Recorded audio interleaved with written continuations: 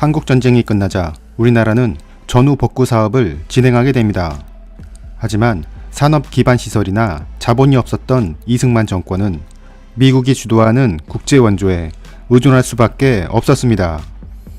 이승만 정권은 경제를 발전시키고 군대의 전력을 증강시킬 수 있는 계기가 필요했고, 그래서 생각한 것이 바로 해외 파병입니다. 해외에 우리의 군대를 파병하여 미국과 자유세계와의 안보동맹을 강화하고, 나아가 그들의 원조를 통해 자립경제의 기반을 구축한다는 계획이었습니다. 따라서 1954년 이승만 정권은 베트남에 한국군 세계사단의 파병을 미국에 제안합니다.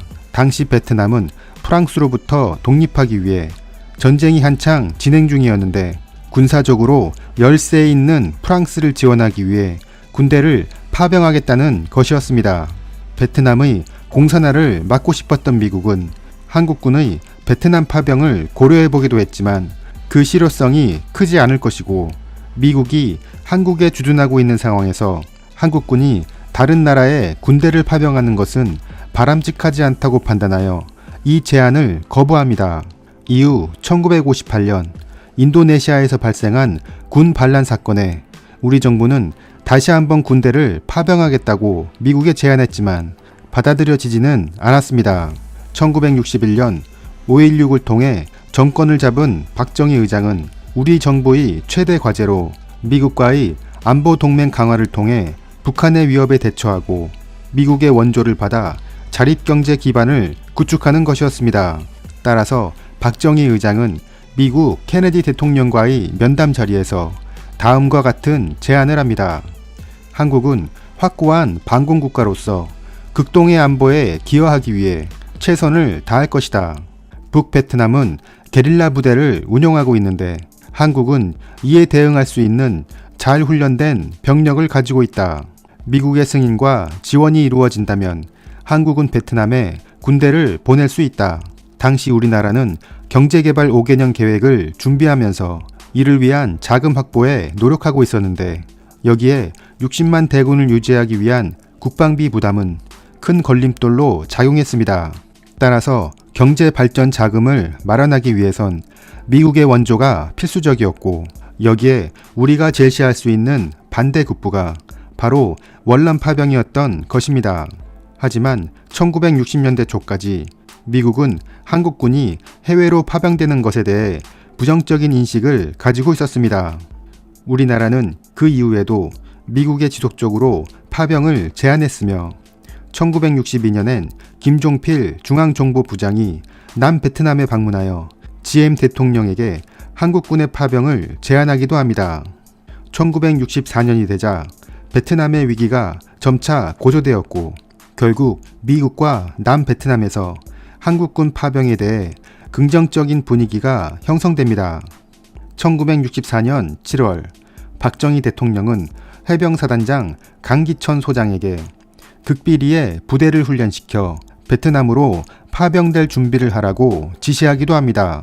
1964년 9월 남베트남의 공식적인 파병 요청서가 접수되어 우선 이동외과병원 130명과 태권도 교관 10명이 1차로 베트남에 파병됩니다.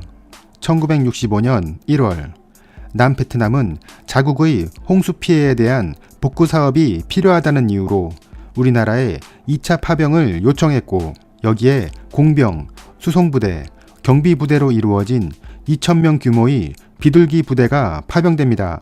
베트남의 상황이 더욱 심각해지자 미국과 남베트남은 이제 적극적으로 한국의 전투부대 파병을 요청했으며, 결국 1965년 수도사단인 맹호부대와 해병여단인 청룡부대가 파병되었고, 이어 구사단 백마부대도 파병됩니다. 한국군의 총 병력 규모는 5만 명이었으며 이는 미군 다음으로 큰 군단급 규모이고 우리나라 역사상 최대 규모의 해외 원정군 파병이었습니다. 우리 정부는 한국군 파병을 계기로 미국이 우리의 경제와 국방력 강화를 위해 협력한다는 내용의 교섭을 진행했고, 당시 브라운 주한 미국 대사와 이동원 외무장관이 일명 브라운 각서를 작성합니다. 브라운 각서의 주요 내용은 다음과 같습니다. 미국은 국군 현대화 계획에 필요한 상당수의 장비를 제공한다.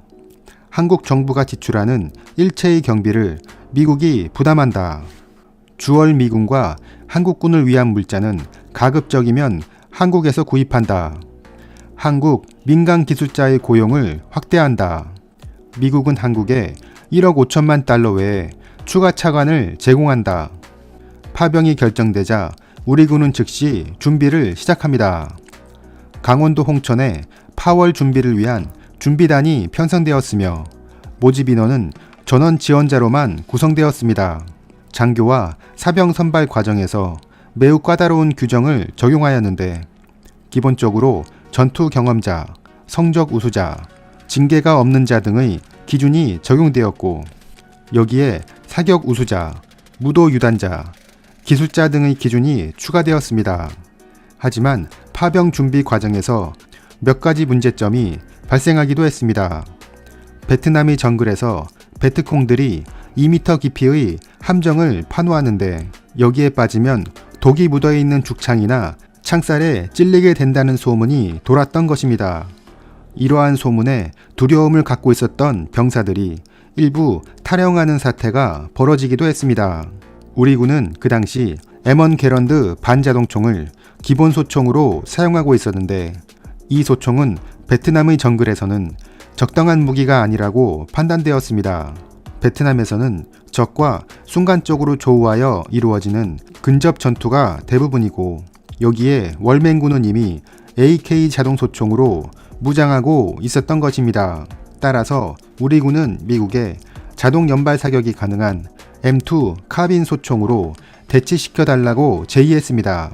미국은 우리의 요구에 동의하여 미 본토와 일본에 있는 M2 카빈을 최대한 지원해 주었고 이로써 우리 군은 분대당 두세 정의 M2 카빈을 장비할 수 있었습니다.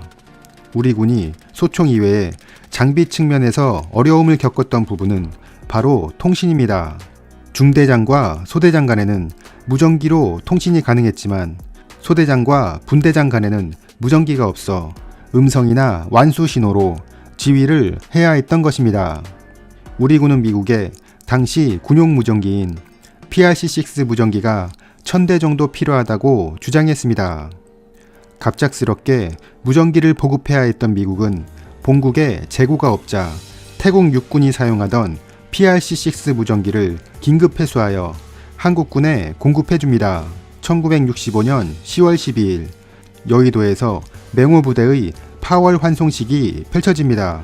우리 정부는 한국군 월남 파병의 의미에 대해 다음과 같이 말합니다. 6.25 전쟁 당시 우리를 도와주었던 자유우방국들에 대한 국제적 신의를 지킨다.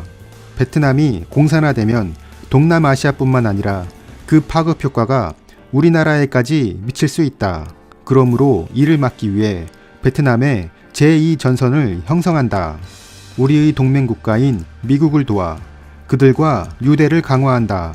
이렇게 베트남에 도착한 한국군은 작전 실행을 위한 준비 과정에 들어가게 되고 이때 미군과 한국군은 작전 지휘권을 어떻게 할 것인지에 대한 협상에 들어갑니다. 미군 측에서는 한국군의 규모가 미군에 비해 작고 모든 지원을 미국이 하고 있으며 원활한 작전 통제를 위해선 미국이 작전 지휘권을 가져야 한다고 주장했습니다. 여기에 우리 군은 한국군이 월남 정부의 요청에 의해서 파병되었으며 따라서 미군과 동등한 지위를 유지할 것이고 한국군이 미군의 지위를 받게 되면 국민들의 지지를 받지 못한다고 주장하면서 반대의 입장을 밝혔습니다. 미군 입장에서는 한국군에 지원할 것은 다 지원해주고 막상 전투에서는 한국군이 제대로 역할을 하지 않을 수 있다는 것을 우려한 것입니다. 한국군 사령관 최명신 장군과 지휘부는 미군을 계속 설득했으며 결국 작전 지휘권은 한국이 갖도록 하고 내부적으로 미군과 긴밀히 협조한다는 결론을 내게 됩니다. 한국군과 미군은 작전 지휘권뿐만 아니라 부대의 배치 문제에 있어서도 이견이 있었습니다.